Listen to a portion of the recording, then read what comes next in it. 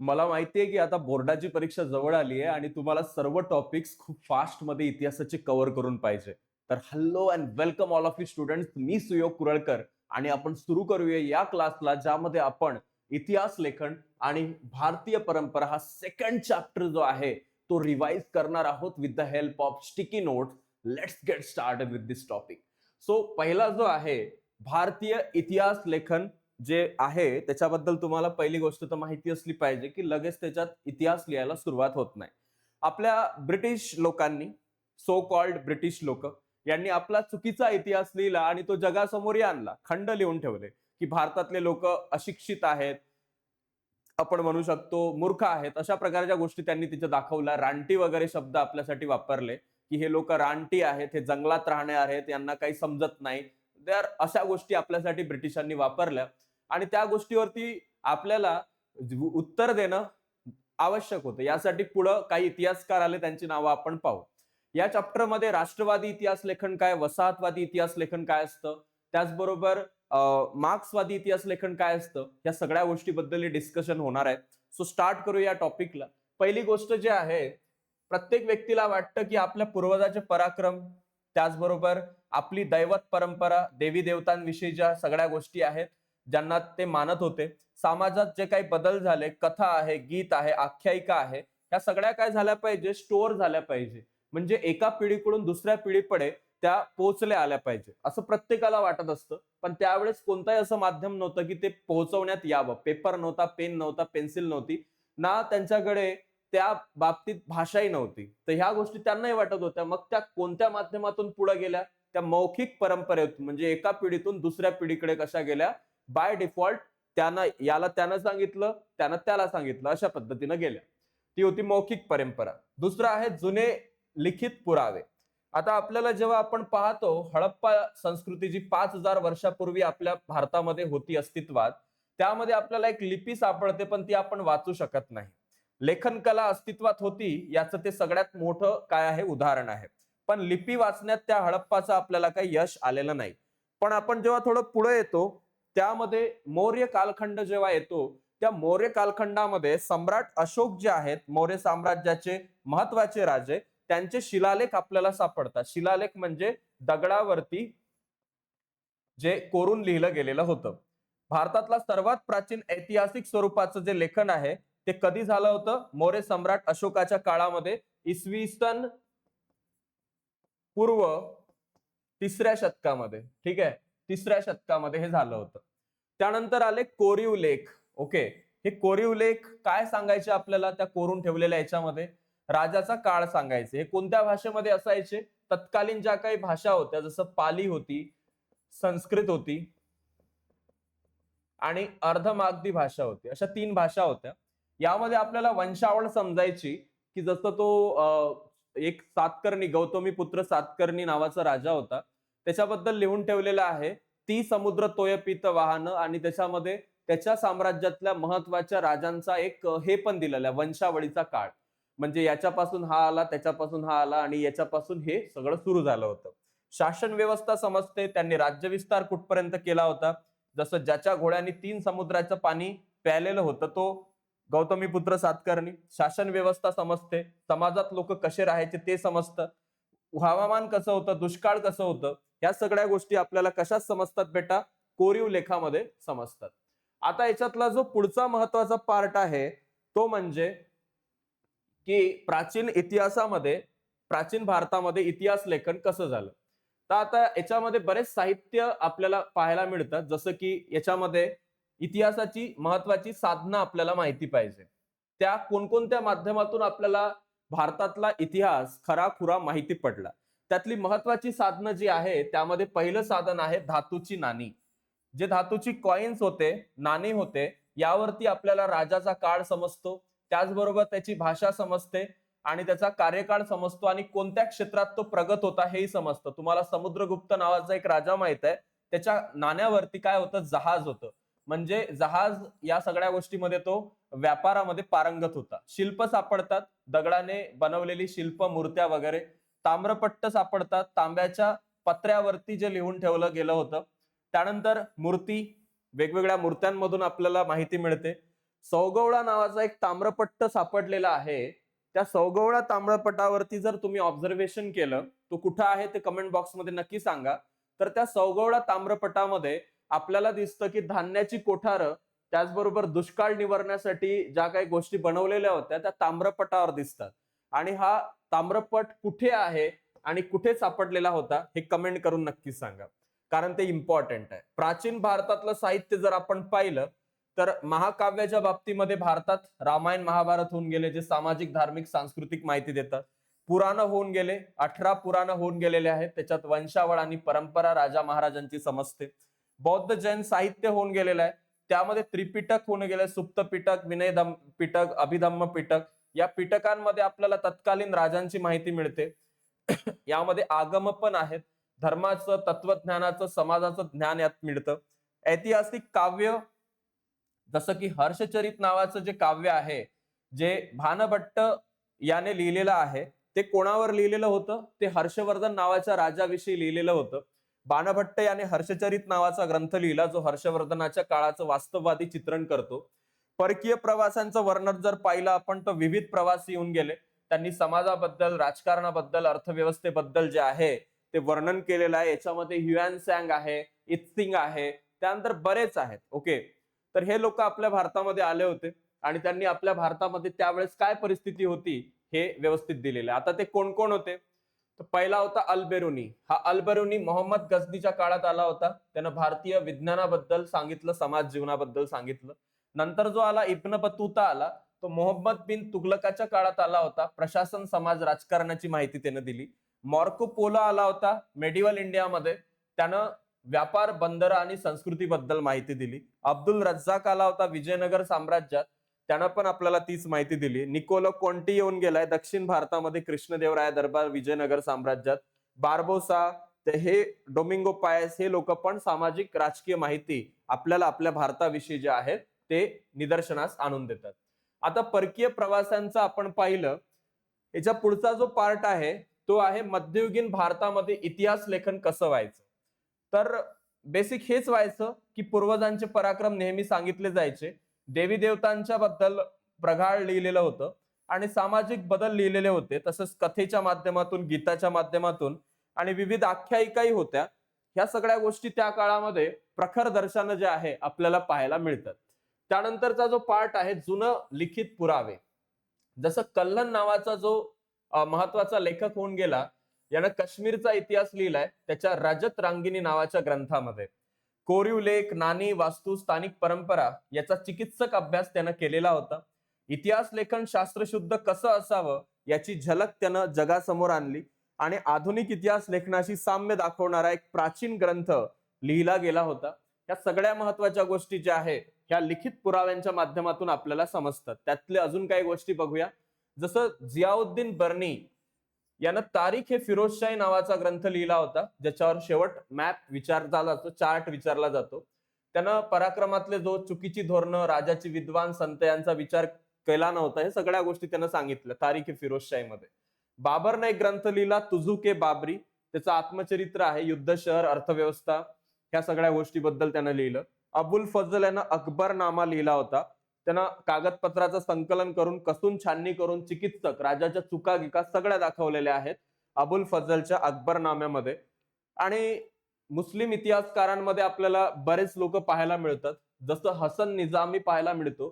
तुजुल और मासिर, ताजुल मासिर हा ग्रंथ त्यानं लिहिलाय.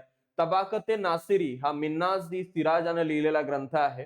तैमूरचं आत्मचरित्र आहे तुझुक ए तैमुरी, नावातच आहे, लक्षात राहण्यासारखं आहे. तारीख मुबारक शाही याह्या बिन अहमद सरहिंदी यानं लिहिलेलं होतं. तर ह्या गोष्टी तुम्ही इथं नोट डाऊन करून घ्या. IMP असू शकतात, कठीण जरी असल्या तरी पेपरमध्ये येण्याचे चान्सेस आहेत. त्यानंतर औरंगजेबाच्या काळात काही इतिहासकार होऊन गेले होते. त्यांचं नाव आहे ईश्वरदस नागर, भीमसेन सक्सेना, काफी खान, निकोलाय मनुची. हे लोक औरंगजेबाच्या काळामध्ये एक जो इतिहासकार म्हणून महत्वाचे आहेत. त्यानंतर एक महत्वाचा टॉपिक येतो ज्यावर ब्रॉड लेवलचा 2 ते 3 मार्क्सचा प्रश्न विचारला जातो. तर हा प्रश्न आहे बखरीवरती.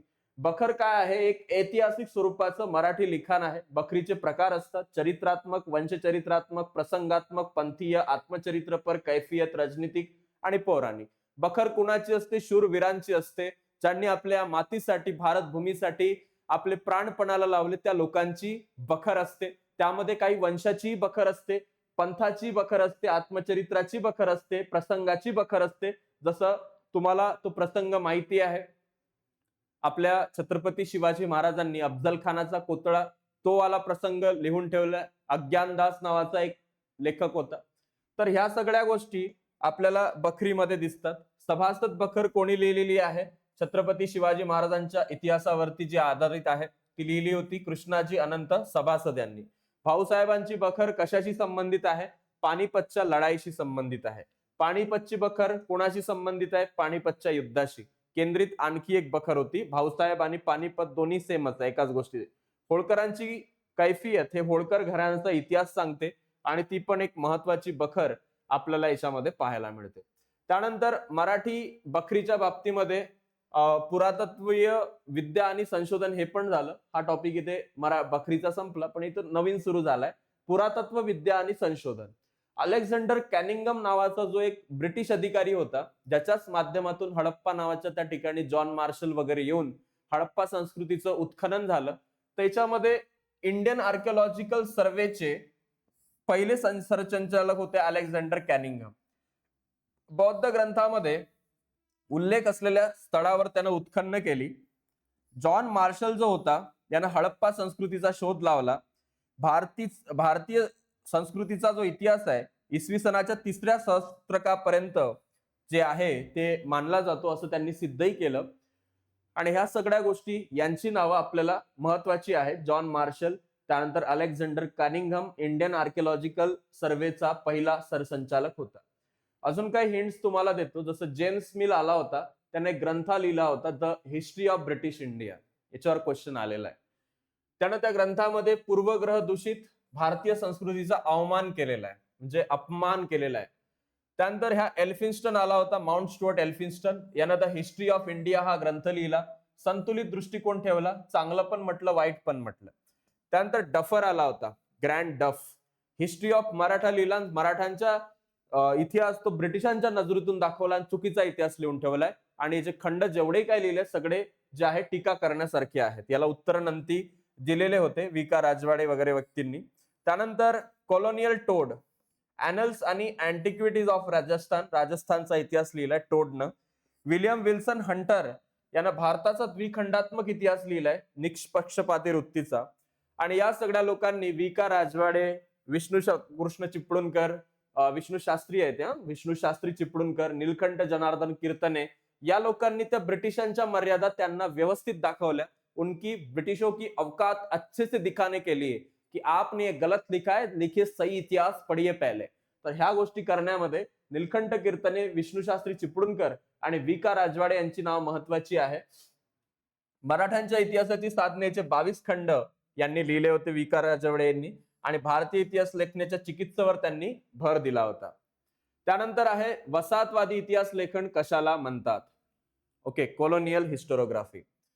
आपल्या भारतामध्ये ब्रिटिशर्स आले, आपल्या भारताला एक कॉलनी बनवलं. तसं जगातले जे काही देश त्यांना भेटले ब्रिटिशांना, त्यांनी त्याला कॉलनी बनवलं, त्याच्यावर राज्य केलं. राज्य केलं तर केलं, तिथल्या लोकांना लुटलं. ब्रिटिश राजवटीचं समर्थन करणारी ही वसाहतवादी इतिहास लेखन होतं. भारतीय संस्कृतीला गौण म्हणजे कमी दर्जाची मानलं, हीन दर्जाची मानलं, भारतीयांना मागास दाखवलं. भारतीय समाज स्वतः बदलू शकत नाही म्हणून ब्रिटिशांचं राज्य आवश्यक आहे असं दाखवलं. एक ग्रंथ होता कॅम्ब्रिज हिस्ट्री ऑफ इंडिया, याच्या 5 खंडामध्ये वसाहतीवादी दृष्टिकोनाचं लेखन करण्यात आलेलं आहे. त्यानंतर आहे प्राच्यवादी इतिहास, ओरिएंटलिस्ट हिस्टोरियोग्राफी. भारतीय संस्कृतीबद्दल त्या लोकांना कुतूहल होतं, ते तिकडले जे पूर्वेकडचे ब्रिटिशर, आणि त्यांना आदरही होता आपल्या संस्कृतीचा. त्यांनी आपली संस्कृत भाषा, वैदिक साहित्य, धर्मग्रंथाचा अभ्यास केला. याच्यामध्ये जो एक व्यक्ती आहे फेडरिक मॅक्समुलर नावाचं, त्याचं नाव येतं, ज्याने आपल्या भारताबद्दल खूप चांगल्या गोष्टी सांगितलेल्या आहेत. विलियम जोन्स आला होता 1784 मध्ये, त्याने एशियाटिक सोसायटीची स्थापना केली होती कलकत्त्यामध्ये. आणि भारतीय वाङ्मय जे काही आहे, ऋग्वेद, यजुर्वेद, ह्या सगळ्या गोष्टीचा विलियम जोन्सनं अभ्यास केला होता. फेडरिक मॅक्स मुलर ऋग्वेदाचा यानं अनुवाद केला, संपादन केलं. आणि sacred books of the east याचे 50 खंड याने लिहिले होते. एडवर्ड सईद आला होता. यानं ओरिएंटलिझम या संकल्पनेला जे आहे याच्या मागचं जे साम्राज्यवादी हितसंबंध होते यांचा पण याच्या मागे काहीतरी उद्देश आहे हे शोधून काढलं होतं एडवर्ड सय्यद याने. त्यानंतर आहे प्राच्यवादी इतिहास लेखन. प्राच्यवादी ओरिएंटलिस्ट, भारतीय संस्कृतीबद्दल कुतूहल हे घेतलंय आपण, सॉरी. राष्ट्रवादी राष्ट्रवादी म्हणजे नॅशनलिस्ट. ब्रिटिश इतिहासकारांच्या पूर्वग्रहांना उत्तर देण्यासाठी आली होती ही. भारताच्या प्राचीन वैभवाचा गौरव याच्यात झाला होता.